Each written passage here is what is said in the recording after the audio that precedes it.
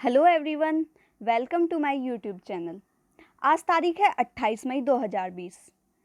तो आज के करंट अफेयर्स मैं लेके आपके सामने आई हूँ। यदि आप किसी भी कंपटीशन एग्ज़ाम की तैयारी कर रहे हैं तो आपके लिए ये करंट अफेयर मोस्ट इम्पोर्टेंट है। तो इसे ध्यान से देखें और अगर वीडियो अच्छी लगे लाइक करें, सब्सक्राइब करें और ज़्यादा से ज़्यादा शेयर करें। तो चलिए शुरू करते हैं। जैसे कि हम अपनी वीडियो की शुरुआत आज के विचार से करते हैं, तो जो आज का विचार है वो ये है कि उठो, जागो, बढ़ो और तब तक मत रुको जब तक लक्ष्य न प्राप्त हो जाए। तो जो ये विचार है, ये स्वामी विवेकानंद जी ने कहा था कि आपको अपने जीवन में निरंतर प्रयास करते रहना चाहिए जब तक कि आपको अपने लक्ष्य की प्राप्ति न हो जाए। तो जो पहला क्वेश्चन आता है वो हमारा ये है कि SAI ने 2749 खेलो इंडिया एथलीटों के लिए प्रत्येक के लिए ₹3000 की घोषणा की है। तो किसने घोषणा की है? SAI ने। तो SAI है क्या? स्पोर्ट्स अथॉरिटी ऑफ इंडिया इसकी फुल फॉर्म है, जो कि स्पोर्ट्स के लिए है। इसमें क्या होगा, जो लॉकडाउन के बीच जेब के भत्ते हैं जिसे क्या कहा जाता है? OPA, इसके तहत 2749 खेलो इंडिया एथलीटों को प्रत्येक ₹3000 जमा किए जाएंगे। इसकी जो कुल राशि है वो है 25 करोड़ रुपए। इसकी घोषणा युवा मामलों व खेल मंत्री किरेन रिजिजू द्वारा की गई थी। तो इस क्वेश्चन से आपको इतनी इंफॉर्मेशन मिलती है। आगे बढ़ते हैं। ICMR द्वारा हाल ही में कोविड-19 के परीक्षण के लिए भारत भर में कुल 624 प्रयोगशालाओं की मंजूरी दी गई है। कितने की? 624 प्रयोगशालाओं की मंजूरी दी गई है। इससे पहले भारत में 435 सरकारी प्रयोगशालाएं थीं और 189 निजी प्रयोगशालाएं पहले से ही थी। तो 624 नई बनाई गई हैं। ये चीज़ें आपको याद रखनी है कि कितनी बनाई गई है और किसके द्वारा बनाई गई है। ठीक है। नेक्स्ट क्वेश्चन आता है, हाल ही में कोविड-19 महामारी में ब्लॉक की अर्थव्यवस्था में मदद करने के लिए 750 बिलियन यूरो की रिकवरी फंड का प्रस्ताव दिया गया है। कितना? 750 यूरो। ठीक है। और इसे क्या कहा जाता है? यूरो। अगर इसे डॉलर्स में देखें तो 825 बिलियन डॉलर होता है। तो जो ये घोषणा की है वो किसने की है? पाओलो जेंटिलोनो ने की है। किसने की है?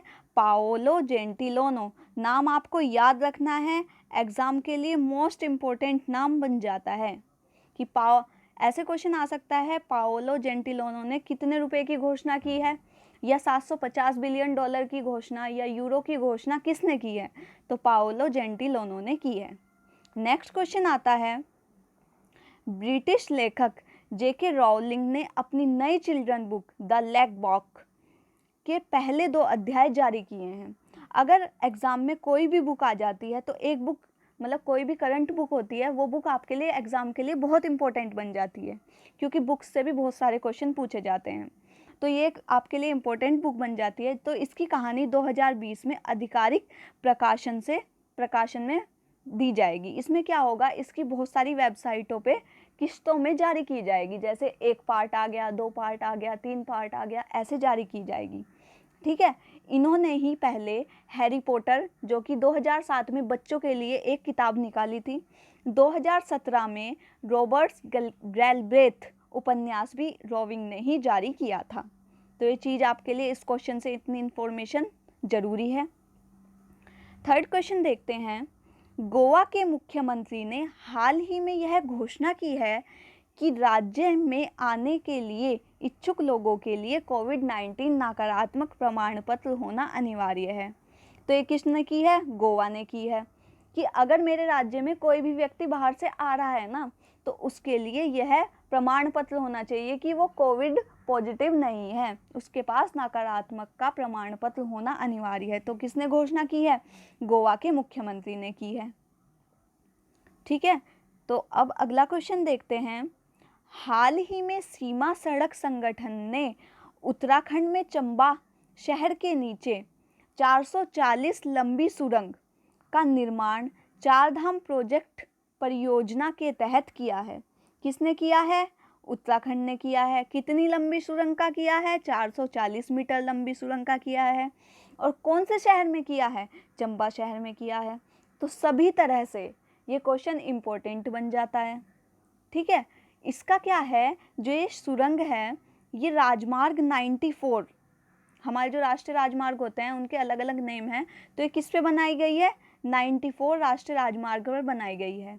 इसके मदद से आप सभी मौसम में चार धाम यात्रा आसानी से कर सकेंगे। जो हमारे चार धाम हैं वो भी मैं आपको बता देती हूँ, गंगोत्री, केदारनाथ, यमुनोत्री और बद्रीनाथ। इन चारों धाम तक आसानी से पहुंचा जा सकता है। ठीक है, इसके निर्माण के लिए नवीनतम स्थायी प्रौद्योगिकी का इस्तेमाल किया गया है, टेक्नोलॉजी का इस्तेमाल किया गया है। तो अब उत्तराखंड की बात आई है, तो जो उत्तराखंड की राजधानी है वो क्या है? देहरादून। मुख्यमंत्री क्या है? इसके मुख्यमंत्री कौन है? त्रिवेंद्र सिंह रावत। और राज्यपाल कौन है? बेबी रानी मौर्य।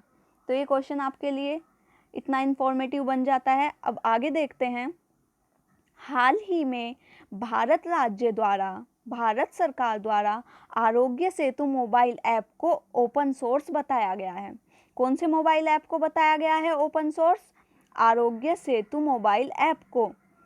जो ये ऐप है ये 41 डेज में 10 करोड़ से ज़्यादा लोगों ने डाउनलोड किया है और ये 12 लैंग्वेज में अवेलेबल है। तो इसलिए इसे क्या बता दिया है? इसे बहुत ही ओपन सोर्स घोषित कर दिया गया है। ये ऐप जैसे कोविड-19 के कोई भी लोग आपके आसपास आते हैं तो उसे ये अलर्ट देगा, ऐसा कहा जाता है, या इसमें ऐसा फीडबैक दिया गया है। नेक्स्ट क्वेश्चन देखते हैं। हाल ही में राजस्थान ने वन धन योजना, कोई भी योजना होती है वह एग्ज़ाम के लिए मोस्ट इम्पोर्टेंट होती है, तो अब कौन सी योजना आई है? वन धन योजना। तो जो ये वन धन योजना है ये कोविड-19 के सबक पर एक वेबिनार का आयोजन किया है। इसमें क्या होगा? सबसे पहले देखते हैं वेबिनार होता क्या है। तो वेबिनार का मतलब होता है एक ऑनलाइन वीडियो कॉन्फ्रेंसिंग। जो वन धन योजना है यह आदिवासी समूह के लिए बनाई गई है। इसमें यह बात तैयार की गई है कि जो कोविड-19 महामारी है इसके निपटने के बाद जो आदिवासी लोग हैं उनके लिए क्या रणनीति होगी, कैसे वो अपनी अर्थव्यवस्था में सुधार करेंगे, उनके लिए यह वन धन योजना चलाई गई है। अब राजस्थान की बात आई है तो राजस्थान की जो राजधानी है वो क्या है? जयपुर। जो इसके मुख्यमंत्री हैं वो हैं अशोक गहलोत और राज्यपाल कौन है? कलराज मिश्रा। ये चीज़ आपके लिए इम्पोर्टेंट बन जाती है। नेक्स्ट देख लेते हैं। हाल ही में सेना कमांडरों का सम्मेलन नई दिल्ली में आयोजित किया गया है। कहाँ आयोजित किया गया है सेना कमांडरों का? नई दिल्ली में। और इसमें कौन कौन शामिल हुए हैं? नौसेना प्रमुख शामिल हुए हैं, वायुसेना प्रमुख शामिल हुए हैं और थल सेना प्रमुख शामिल हुए हैं। नौसेना प्रमुख कौन है हमारे? एडमिरल करमवीर सिंह। मुकेश कुमार कौन है? मुकेश कुमार सिंह भदौरिया कौन है? वायुसेना प्रमुख हैं। और थल सेना प्रमुख कौन है? मनोज मुकुंद नरवाने। तो ये क्वेश्चन आपके लिए मोस्ट इम्पोर्टेंट बन जाता है क्योंकि इसमें तीनों ही प्रमुख शामिल हुए थे। और ये कहाँ आयोजित की गई है? ये आयोजित की गई है दिल्ली में। नेक्स्ट क्वेश्चन आता है। कैचअप नामक एक नया calling application Facebook social site में लॉन्च किया गया है। तो कैचअप है क्या? कैचअप एक ऐसा नया कॉलिंग एप्लीकेशन है जिसमें 8 लोग एक साथ वीडियो कॉल कर सकते हैं। ठीक है, ये आपस में मित्रता बढ़ाने के लिए किया गया है। इसमें क्या होगा? लोग आपस में अपने परिवार या मित्रों से एक साथ बात कर सकेंगे। तो ये आपके लिए इम्पोर्टेंट बन जाता है। किसने शुरू किया है? फेसबुक ने शुरू किया है। अब फेसबुक की बात आई है तो जो फेसबुक के सीईओ हैं वो कौन है? Mark Zuckerberg. और जो इसका मुख्यालय है वो कौन है? वो कहाँ है? कैलिफोर्निया, अमेरिका में। तो ये क्वेश्चन से आपको इतनी इन्फॉर्मेशन मिलती है। आगे बढ़ते हैं। हाल ही में बिहार ने शाही लीची और जर्दालू आम को लोगों के घर घर पहुंचाने की योजना तैयार की है।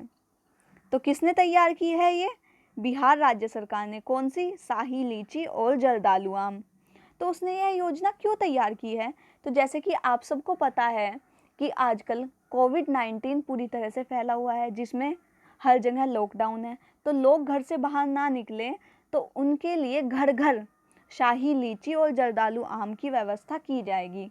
उन्हें घर-घर यह सामग्री उपलब्ध की जाएगी। तो बिहार के डाक विभाग और उद्यान विभाग ने शाही लीची और जर्दालू आम घर-घर पहुंचाने की योजना तैयार की है। तो अब बिहार की बात आई है, तो बिहार की जो राजधानी है वो है पटना। इसका गठन कब हुआ था? 1912 में। और जो इसके मुख्यमंत्री हैं वो कौन है? नीतीश कुमार। ठीक है, अब अगला क्वेश्चन देखते हैं। हाल ही में HIL टिड्डी नियंत्रण के लिए ईरान को 25 टन कीटनाशकों की आपूर्ति करेगा। कौन करेगा? HIL Ltd। HIL एक कंपनी है जो कि कीटनाशकों की क्या करता है? आपूर्ति करता है, जिस भी देश में आवश्यकता होती है। तो अभी ईरान को कितना दिया है? 25 टन। किसे दिया है? ईरान को दिया है। किसने दिया है? HIL ने दिया है। तो तीनों तरह से ये क्वेश्चन आपके लिए इम्पोर्टेंट है, तीनों चीज़ें आपको याद रखनी है। कंपनी ने लैटिन अमेरिकी देश पेरू को इससे पहले 10 टन का निर्यात किया था। HIL ने स्थानीय नियंत्रण कार्यक्रम के लिए राजस्थान और गुजरात को मैलाथिन तकनीक की आपूर्ति के लिए कृषि मंत्रालय के साथ एक समझौते पर भी हस्ताक्षर किए थे। किसने किए थे? HIL ने। अब ये टिड्डी होती क्या हैं, ये देख लेते हैं। तो ये एक्साराइडिटी परिवार की होती हैं और ऑर्थोतेरा गण की होती है। ये एक तरह का कीट होता है जिसे क्या कहा जाता है? फसल टिड्डी भी कहा जाता है। इनकी जो उड़ान होती है वो 2000 मील तक पाई जाती है और अब भारत में भी इनका प्रकोप बढ़ चुका है। ये क्या होती हैं? अगर ये किसी भी क्षेत्र में फसलों में चली जाती हैं तो ये फसल को पूरी तरह से बर्बाद कर देती हैं। ठीक है, तो उपजाऊ जमीन को बंजर बनाने का काम कौन करती हैं? ये टिड्डी कर देती हैं। तो ये क्वेश्चन लिए इम्पोर्टेंट बन जाता है। तो जो ईरान की बात आई है, तो ईरान की राजधानी क्या है? तेहरान। और भाषा क्या है? फारसी। और राष्ट्रपति कौन है? हसन रूहानी। ठीक है, तो आपके लिए ये क्वेश्चन इतना इम्पोर्टेंट हो जाता है। अब देखते हैं कि जैसे हम रोज़ ही आज के दिन का महत्व इतिहास में देखते हैं, तो आज 28 मई है, तो 28 मई का इतिहास में महत्व देख लेते हैं। 28 मई 2008 में नेपाल की संविधान सभा की पहली बैठक में औपचारिक रूप से नेपाल को गणराज्य घोषित किया गया था। आज ही के दिन सन 2008 में संविधान सभा की पहली बैठक हुई थी, जिसमें इसे क्या घोषित कर दिया गया था? गणराज्य घोषित कर दिया गया था। और दूसरी क्या चीज़ हुई थी? 28 मई 1998 में पाकिस्तान ने पहला परमाणु परीक्षण भी आज ही के दिन किया था। तो ये क्वेश्चन आपके लिए इतना इम्पोर्टेंट बन जाता है। तो आज इस वीडियो को यहीं समाप्त करते हैं। कल मिलते हैं नए करंट अफेयर्स के साथ। अगर आपको वीडियो अच्छी लगे तो प्लीज़ ज़्यादा से ज़्यादा सब्सक्राइब करें, शेयर करें और लाइक करें। चलिए कल मिलते हैं नई वीडियो के साथ। Thank you so much.